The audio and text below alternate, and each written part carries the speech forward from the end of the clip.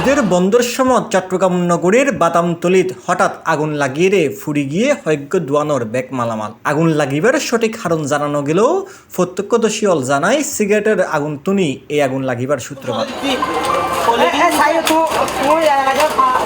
এপ্রিলের 13 তারিখ শনিবার নগরীর হন্নালাট বাদামতলীত এই আগুন লাগিবার ঘটনাগান ঘটে। এ সময় প্রায় 10 জন 15 দোয়ানোর আনুমানিক 1 কোটি টাকা ক্ষতি হয়।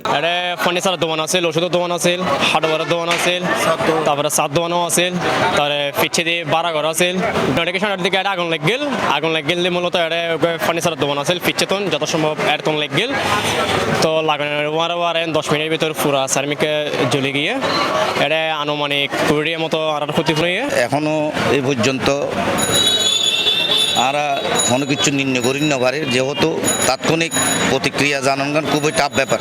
এটা ফায়ার সার্ভিস আকবর্ষা থানার ঊর্ধ্বতন কর্মকর্তা ওসি মহোদয়, সাব ইন্সপেক্টর দীপন মহোদয় সহ এটা পরিদর্শনও থাকছে।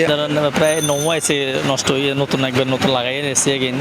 তারপরে টেলিভিশনের গোডাউন পুরা দেখুন জ্বলে গিয়ে দেখুন নষ্ট হয়ে, তার কিছু ফ্যান আছে লেকিন এটা কিছু 2-3 জন ব্যবসায়ী খুব ক্ষতিগ্রস্ত হয়ে ইতার যদি ইয়া করে কোনো সহযোগিতা করে খুব ভালো। আগুন লাগিবার ঘটনার খবর পাইয়ে দেয় ঘটনাস্থল পরিদর্শনে আইয়ে চট্টগ্রাম সিটি কর্পোরেশনের 10 নম্বর উত্তর হাট্টলি ওয়ার্ডের কাউন্সিলর নেসারউদ্দিন আহমেদ মঞ্জু। আজি অগ্নি দুর্ঘটনা যিয়ে নই সকাল এটা বহুত ক্ষতিগ্রস্ত হই আর এলাকার বহুত মানুষের দোয়ানপাট জ্বলে গিয়ে প্লাস থাইবের বাড়ি যেমন যে ঘর বসতঘর আছিল এলে বেশ কয়েকজনের বসতঘর জ্বলে গিয়ে আর চট্টগ্রাম সিটি কর্পোরেশনের পক্ষতুন সহযোগিতা যতটুকু করা সম্ভব তার সবটুকুই করছি ইনশাল্লাহ। আর পাশাপাশি আমি ব্যক্তিগতভাবে চাই ইনশাল্লাহ।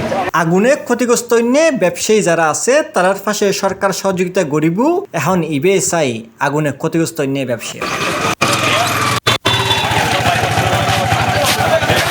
C+ চট্টগ্রাম।